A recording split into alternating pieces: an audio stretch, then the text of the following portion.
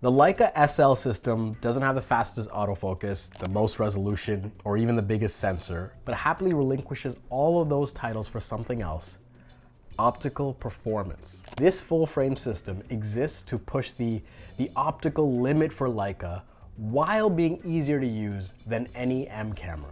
With the help of my friends at Moment and a healthy amount of travel miles, I decided to find out what the hell this system can do, specifically the Leica SL2-s. In 2023, how versatile is this camera for professionals? How does it hold up to my wild shooting habits with real stakes on the line?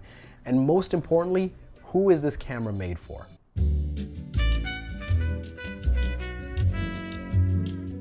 How many times have you heard this where people will say, oh, this camera, it has an old sensor. It actually has the same sensor as this previously released camera. It's made by this manufacturer, as if to minimize this product even before stress testing it and putting it in real world situations. The reality is the information coming off of a camera sensor is processed entirely differently by different brands. For example, I'm seeing an ISO response here that's unlike most cameras. ISO 6400, easy. ISO 8000, light work. ISO 12500, no sweat. ISO 25000, still really good. If we just looked at the specs on a page, it'd be easy to dismiss a camera like this, right? And that's why it's important, it's critical, we start at the visuals. I'm getting results from this camera that are stunning, that are giving my medium format camera the sweats, where it is able to just pair with these Leica lenses and separate my subject from the background and melt them away in a non-linear way. Shot after shot, you're rewarded with these great images, even and especially when it starts to get darker and it starts to become even more demanding around you. You look at the colors and clarity from each frame and you start to realize that there's another tier being unlocked here. When you have the Leica badge on a modern lens, you know you can shoot that thing wide open and with confidence. There's no pussyfooting around where the optimal range is. You can shoot this thing and shoot it with intention. As I shot more and more, I was rewarded with these images that were just stunning out of camera and didn't have any weird quirks or aberrations to them. Light sources were accurate and didn't have any of these weird onion rings in them. And human skin, it just rendered beautifully and natural and not like crispy fried chicken. Also, the out-of-camera color from the DNG files, while subjective, just feel more accurate than anything I've gotten from my previous kits.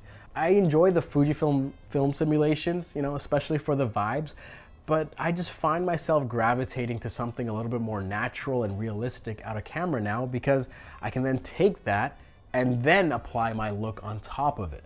I just find myself wanting accuracy more and more, and that's the difference here. Now, the reality is that most people, when you put these results side by side, may not be able to tell you the difference unless it's pointed out. But I'd venture to argue that any working professional will look at the results and immediately see how different brands treat certain subjects differently. When it came to humans, whether it was in the street or the studio, felt like the SL2-s treated them like royalty. Another thing that skyrocketed this camera to a different level for me was the ISO performance. I've never been that type of person to sort of go after high ISO. It never appealed to me, and that was because a lot of the range wasn't usable. But here, I could set the ceiling to 25,000 and shoot as high as I wanted, and they were still great. They were still great, and there were a lot of times where I couldn't tell the difference between, several ISO results without really pixel peeping. What's also interesting is that the sort of non-linear response that Leica does with their glass, they make it even more exaggerated on their SL lenses. So there's even a deeper fall off in contrast and sharpness from your point of focus to your out of focus area. That impacts the noise as well. So it gives that a non-linear response from what I'm seeing. And all in all, kind of leads to it looking more film-like and natural in nature, not something that's predictable and patterned. Look, I know this is some really nerdy from some of you, but I love going down the rabbit holes when I'm not practicing my photography and learning the science behind the arts, right? The things that they've cultivated to make this thing whatever it is. And the translation that's happening here produces something that's really cool. But you know what's even more impressive? As great as this camera is at photo, this camera, this SL2s, this thing is shockingly great at video. And while I can hear a small group of impassioned users sharpening their pitchforks, I may as well just go ahead and say it. The Leica SL2s is one of the best filmmaking tools on the market, even in 2023. There's a surprising amount of latitude to the files here, and when recording an L-log, at a stop to 2 stops underexposed, you're gonna get a result that is really malleable. And I thought because of the lower bit rate that you would lose some detail, that it wouldn't have as much visual resolving power as some other solutions on the market, but that doesn't seem to be the case. I was recording with this camera and it could easily integrate, the footage itself, easily integrate into workflows that had my Canon C70 or Red Komodo. And it was just great to see. And what I will say is when I start to pair this with my M lenses like the Summilux 35, manual focusing, it was this super lightweight solution that I can bring into like a tightly packed club and get footage that, I hate using this word, but it felt really cinematic. It felt like something that belonged on the big screen. And again, the latitude of these files where you could really change the color and look of things with a high degree of range, it made for something that just rewarded you the more you used it. There's a surprising amount of latitude to the video files here. I prioritize the highlights in L-log, and even with a couple of stops of underexposure, I could reclaim the details and clean up the noise really easily. Also, I thought because of the much lower bitrate that the depth and details would be noticeably poorer than other cameras, but that's just not the case. You can fly through the footage and to my surprise, have files that pair really well with cinema solutions. There's something being done with the codec and the information off the sensor where this thing is scraping at 14 stops of dynamic range, but more importantly, the result it is closer to what I'm achieving from the cinema cameras that I own and use. Time after time, clip after clip, I was able to see footage that looked rich, vibrant, and, well, YouTube's most generic word, cinematic. I would grade the footage and it would follow my lead like a great dance partner. If exposed correctly, the video files captured from the SL2s produce something that'll impress even the most hoity-toity cinematographers. And while it's great and impressive, what surprised me was how many filmmaker-focused features, say that like 5 times fast. What really delighted me was how many filmmaker-centric features there were in this camera. Whether it was shutter angle, ASA, focus assist, waveforms, time code, focus pulls, image stabilization, or floating ISO, there were just so many of these high-end cinema features that many companies just fail to deliver on. I could leverage these assistive features to ensure that I got the shot that I needed. As an intentional filmmaker that's dictating focus, that's working and crafting the shot in front of you, and you're the operator, you're in control, this just felt like a better filmmaking tool when you're looking at the sort of mirrorless camera market. But don't worry, we'll get to autofocus. We'll talk about that too. Those that know me know that I wear my emotions quite clearly on my face, that if I'm uninterested or displeased, you can see that very quickly. And counter to that, if I'm excited about something, passionate about something, I can't contain it, man. That just exudes out of me. And when I have to talk about something like Capture One Pro and how I'm processing these Leica files, I start to get giddy. I start to get really excited because the reason I get excited about Capture One Pro is that it has profoundly changed how I work over the years, and I think it has made me a better creator. So when I start talking about it, I know it's not going to change everyone's life, but there are always a handful of people that will get this benefit and their journey starts to change and they start to see a huge difference in their ability to work as a creative. So if you're curious to try out Capture One Pro for the first time, visit the link in the description. Go there, sign up for a free trial, and the email that you use to sign up, send me a DM on Instagram. One lucky person, I'm going to be doing a giveaway in a couple of months. One lucky person is going to win a full copy of Capture One Pro, the new version, along with my custom styles that I've built over the years. So again, if you're curious about Capture One Pro and you really want to test it and find out Will it actually make you better at your work and allow you to work faster, more efficiently? Visit the link in the description and see for yourself. Now, I'll get to some of the things that this camera struggles with because there are some challenges, but let's quickly go over what this camera can do. Inside, there's a 24 megapixel full frame sensor with a contrast-based autofocus system. The native ISO ranges from 100 to 100,000. You can fire the mechanical shutter up to an 8,000th of a second, but what I appreciate is that the flash sync actually goes up to 1/250, double what many other manufacturers provide.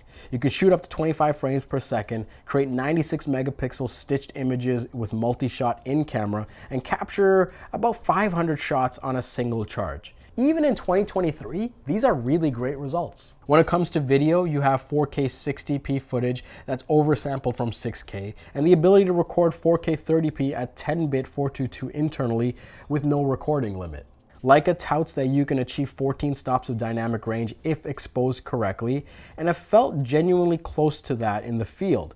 Slow-mo is capped at 180 frames per second in full HD, and the image stabilization outperforms many modern solutions on the market.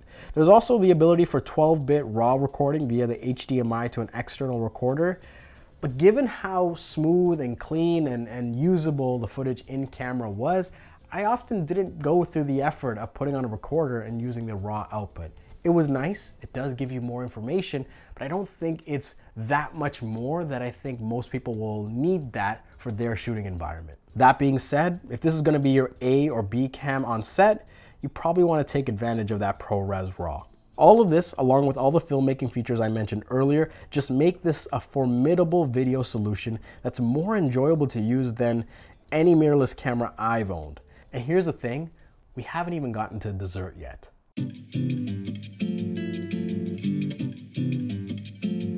The SL2-s body feels premium, and it feels, minimal without feeling like it's missing anything. The wrap around this camera, it's nice, it's comfortable, there's a nice texture to it, and it doesn't feel plasticky.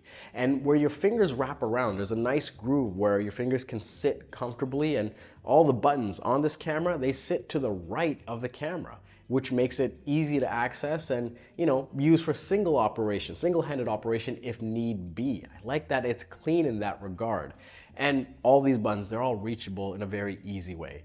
This is all to say, I'm loving the design of this camera. It is heavier than, most solutions, but it feels premium. And it is something that I've been carrying around for hours and hours at a time, and it never got to a point where it was just too heavy, at least for me. The Leica SL2-s is the best looking SLR style mirrorless camera on the market, and it's not even close. You stack this against any Canon, Nikon, Sony, what have you, and this thing just looks like a work of art. You pick it up and you immediately notice the difference in quality, where this feels like it's built to last even longer. And sure, beauty is subjective, but seriously, is anyone making cameras as appealing as this?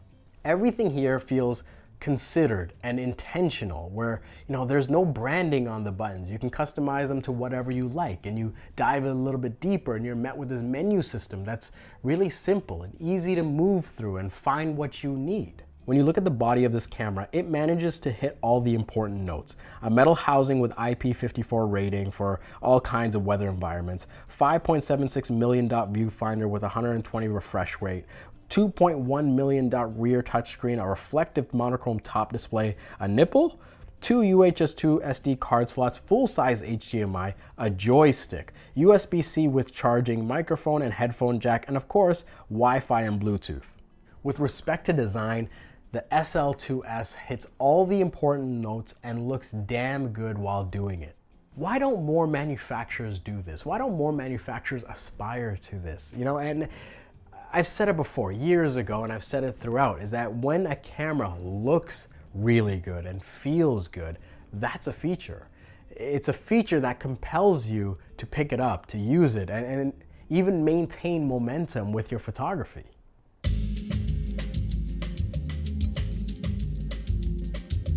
All right, so I talked a lot about the great things that this camera brings to the table. Let's talk about the challenges, because there are some challenges with this thing. The first is autofocus. It's a contrast-based autofocus system, meaning that it is going to be challenging to use and rely on the autofocus when you have a low contrast or low light environment.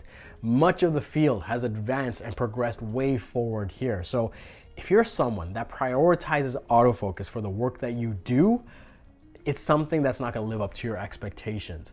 I went out and I asked my audience on Instagram, on Twitter, on YouTube, of these 4 features, image quality, autofocus, the design, and high ISO, which one's most important to you? And it's not even close. Most people care about image quality, but for the small subset that care and rely on autofocus, this is something that will probably let you down.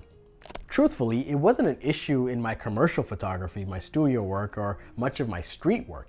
It only posed an issue when I was relying on it for continuous autofocus, mainly during video. When I was using it for photo, it felt plenty good, but again, it's something that you will notice if you're relying on continuous autofocus in fast shooting environments, or especially during video.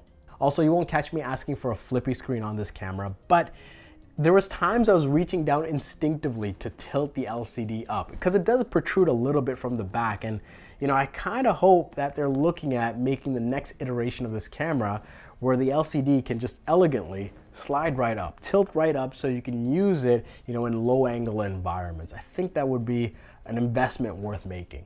A few other things I would like to see, from a future version of this camera is having a more noticeable tally light on the top and even on the front to know when you're rolling, to know when you're recording.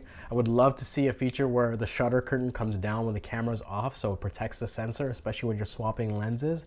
And something else I'd like to see is touchscreen functionality in all the menus so that, you can kind of navigate them even faster.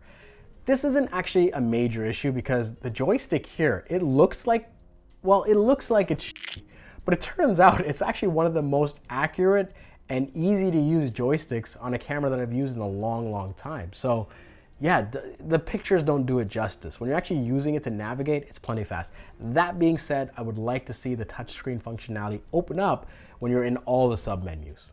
There's also the issue of weight because it is a bit of a heavier camera, and when you're using the native SL lenses, they are these chunky lenses that are a bit beefy and bring that center of gravity forward. This might be an issue for some people if you're going to be using it for an extended period of time. We'll talk about the lenses, but it wasn't an issue for me if I'm being honest, but I do feel like I should bring it up because it is something that's going to be heavier than most mirrorless solutions. The last thing I want to bring up, because it is the $5,000 elephant in the room, and that is the price, because this is a camera that is north of $5,000 US before any discounts and deals. And when you factor in a German-made lens, a native lens for this camera, you're looking at another $5,000 US. And so you're looking at roughly $10,000 US to get into an SL system. That's a bit of money, but this isn't a flaw or a surprise, right? When you factor in that these cameras are produced in limited quantities to the highest tolerances and largely handmade, that commands a premium for that kind of product. It is a decision that Leica has made, and so with it comes that price. When you're looking at the price of a product, you have to look at not just what it can do, but also how it's made. Time and time again, I'll see videos and articles from pretty big names saying that this thing is way too expensive, just harping on the price. If it's way too expensive, tell me someone else that's doing it like this for less. I'll wait. As with any luxury item, you just have to decide if the marginal difference is worth the price of entry for your creative work. That difference of what an image looks like from this kit versus another, is that worth several thousands of dollars more? Also, is the experience of using this kit versus another worth several thousands of dollars more? This isn't a foreign concept for cars, watches, and even cinema cameras, but there seems to be this low-hanging intellectual fruit when it comes to mirrorless cameras, and especially with Leica, that some people just can't fathom. Some things require more to produce. Again, if this look, feel, and result could be done by someone else for less, it would have. You know, I never thought I'd see the day where a zoom lens is outperforming a prime lens, in my kit at least, but that's exactly what this new 24-90 from Leica seems to be doing. At equivalent f-stops, it really is outperforming my prime lenses. Now, it doesn't have that magic where when it's wide open, it's giving this sort of ethereal look, this sort of dreamlike look.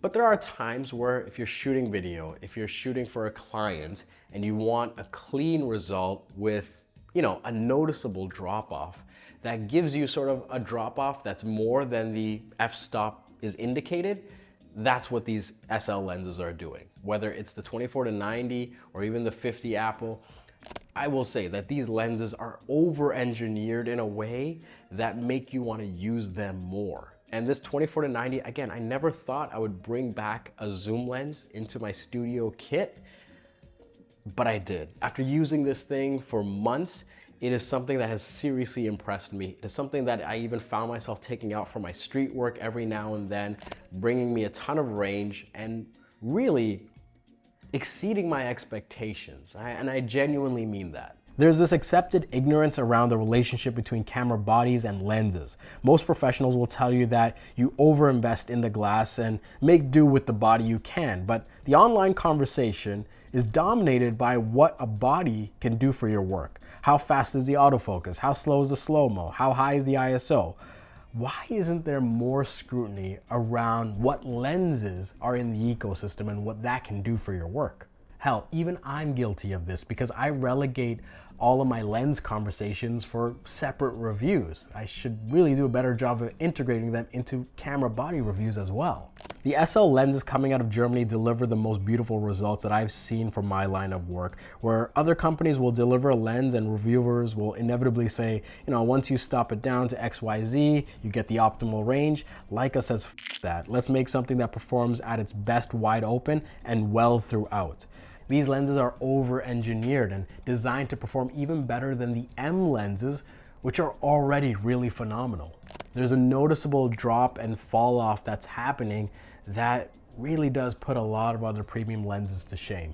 What makes the SL2-s powerful amongst other cameras on the market is that here you just have this expertise and relationship between the sensor and these really robustly designed lenses, these meticulously designed lenses that are giving results that rival and in some instances outperform results out of my $10,000 medium format solution. And that shouldn't be a surprise, but it kind of is. On the topic of medium format, Leica also works to future-proof their lenses, where you buy them and you use them for a long time. So these ones are over-engineered. They're designed to resolve north of 100 megapixels, so that if you decide to invest in them and you're getting a new body, well, you can still keep these lenses. You don't have to sweat and wonder if your glass can keep up with where technology is going. There's this Aqua Dura coating on the front and back element of these SL lenses. It's a small thing, but essentially they've built this coating that repels water. You know, if I caught myself in a rainy situation, the water just beads off, almost like it's insulted by it. And again, it's just a small attention to detail type of thing that you wonder why more people don't do, especially in this industry. I get the luxury of test driving all the major camera releases on the market, and I own several premium solutions of my own. When I look at the SL2-s, there are three things that stand out to me that make this a camera worthy of investing in. First was the results, the photos, the videos. It was something that was delivering these results that I felt was taking my skills and firing it to higher heights. It was noticeable to me for the work that I was doing. Next was the lenses and compatibility. You know, I think that these are the best full frame lenses that you'll find on the market. That's what I believe after testing them for a few months. And the ability for me to easily adapt my M lenses and know that they're engineered to work really well with this solution, where it actually performs better here than it would on other brands and other manufacturers. that was something that was appealing to me and something that I noticed, where I can then take these existing M lenses and open up new shooting environments with this camera. And lastly, it was the camera design and the feel of it. And I'll just keep saying it over and over again. When a camera looks good and it feels good, you'll want to pick it up, you'll want to take it more places, and ultimately you'll want to create more with it. This thing hits those pleasure centers in the brain that make you want to keep using it. Whether you interact with the hardware or the software, this camera is largely unlike any other. I would go as far as saying that it gives you one of the most joyful mirrorless experiences in the market. Minus the autofocus. Okay, look, I'll bring it up again because yes, the autofocus will be a challenge to some people. When it came to the photography side, for the way I shoot and how I shoot, it just never felt like a problem. There weren't these times where I was like old man shaking fist at the sky of like, why can't you do this thing? I didn't have that because that's not how I use my camera. But I can imagine the people that are going to be using this for continuous photography and for video that might rely on it for their work they do, it's going to be challenging for that. But with this price point, this feature set, and what this thing can do, it caters more toward that intentional shooter and filmmaker. But in any case, yeah, autofocus. I'm just putting it out there. But the reality is that there are so many talented creatives out there that don't give as much of a shit as reviewers do about autofocus accuracy, where color, clarity, dynamic range are far more important for their line of work. For that type of creative, I think this solution is worth looking into. If you got into an M camera recently, I think adding an SL somewhere down the line as your B camera, I think that might be a better decision than adding another M or Q body in the short run. It all depends on what and how you shoot and how often you shoot. But look, I just feel like this M and SL pairing, it's a very potent mix. And if you're asking me, it just gives you the opportunity to use the best of what Leica is offering, at least in my opinion. So if this Leica SL2-s can do so many great things and has a few drawbacks that, only target a specific type of user, why isn't there more conversation? Why isn't there more dialogue about this thing? Well, the answer is actually pretty obvious. Leica's not this huge publicly traded conglomerate, right? They don't have a massive marketing budget. They don't have a massive demo pool. They don't have a massive retail reach. They don't have a massive influencer strategy. They don't have a massive education strategy. Leica is a pretty small company compared to every other manufacturer on the market. This is a company that focuses quietly, intentionally, and humbly on making the best imaging products they can.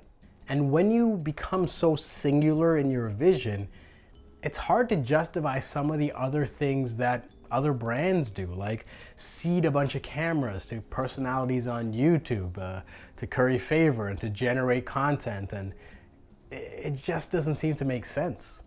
The belief here is more like Field of Dreams, right? Where if you build it, they will come. Leica's investing over time in this SL system, and people are starting to see the difference. The Leica SL2-s is not for everyone. Hell, it's probably not even for you watching this video right now.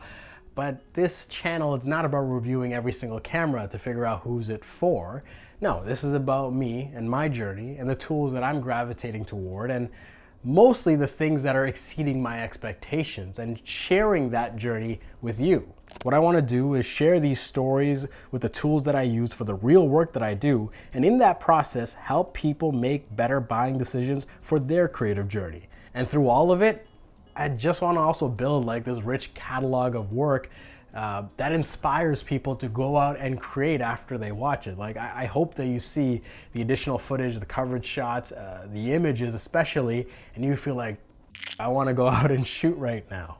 So far, I feel like the SL2-s has been a great investment, and it has me second guessing my medium format solution for the work that I do. It also pairs really nicely with my M11 and sort of underscores the value of having a kit that is cross-compatible. And the video, it surprised me so much that I'm finding a way to integrate it into some video projects as well. I have my A cam, I have my B cam, 2 cinema cameras, but this is coming in and doing things that make me want to use it more. If it was just off a spec sheet, it'd be easy to dismiss a camera like this. But I want to believe the bleeding edge creatives, the intentional creatives, they're not making decisions based on spec sheets. At least not spec sheets alone. I want to believe that it's more about the visuals and the experience. And when I followed those two things, it led me here. So there you have it. That is my review of the Leica SL2-s. It has been an incredible journey so far. I've been pushing it to its limits, and I'm looking forward to pushing it even further.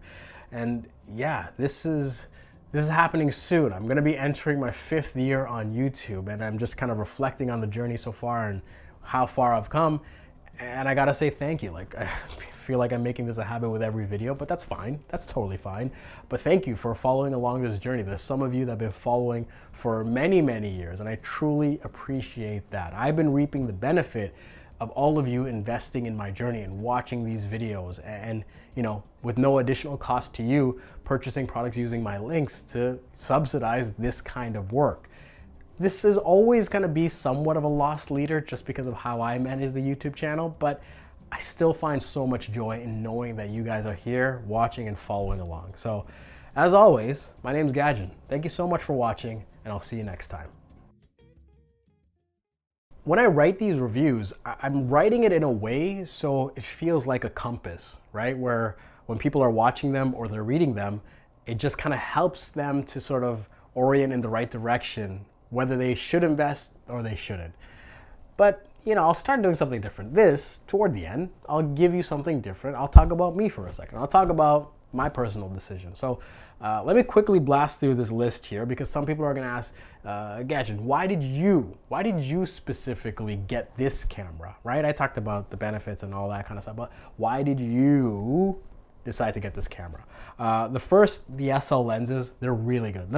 They are that good, right? I was just looking at what these lenses can do, and there's a whole lecture from Peter Carver at Leica that talks about them. If you want the deep dive, you can go there, but the lenses are that good. The second thing was that an SL2-s felt like a great pairing to my M camera, where this brought in the conveniences of a bigger grip, autofocus, and video. It just felt like it brought something to complement what I already had. The other thing, of course, beyond this is the compatibility with lenses. I could use my M lenses on this thing very easily, and it gave me a better result. Using M lenses on Fujifilm products, the results are not, they're not this good, and the experience isn't as good. That's no knock against Fuji. They're not making their cameras to work and pair perfectly with M glass. It's just something I noticed through my experience. This thing is also noticeably smaller and lighter than my GFX kit. And you know, when you're in the studio using it for often, it can be challenging, but also I never had this real urge to take my GFX kit into the field for street work. Whereas this thing, I can have that conversation, I can do that, and it doesn't feel so laborious. So that was something that really guided my decision here. Also, people want to knock the sensor, but you know, show me another camera that shoots at 25,000 ISO and gives you results this good. There's not a lot out there, and you're gonna have to pixel peep to really see something that's gonna be doing that kind of work at that ISO. And lastly, I wanted these ridiculously high levels of optical quality along with some really good video features where I could use it more as a hybrid tool. It could be a studio camera, but it can also capture, you know, maybe it's just a quick vertical video for a content piece for a client. The codec, the color, the image stabilization. For video work, it's kind of putting my XH2S to shame. And that really surprised me. And then you also throw in the other filmmaking features there. Yeah, it's something that's really impressive there. And well, that's the gist of it. I didn't need the crazy high resolution of the SL2 because there's a lot of high resolution in the M11 already. And I wanted something that could differentiate a bit more. So that's why I went with the SL2-s. Anyway, that's enough for one video. I appreciate the handful of you that made it right here to the end. And if you did, leave an emoji. You know, when you comment, leave an emoji of your something with your favorite color in it. How about that? Leave an emoji with something with your favorite color in it. That's pretty noticeable. I can tell right away. Yeah, do that. All right. See ya.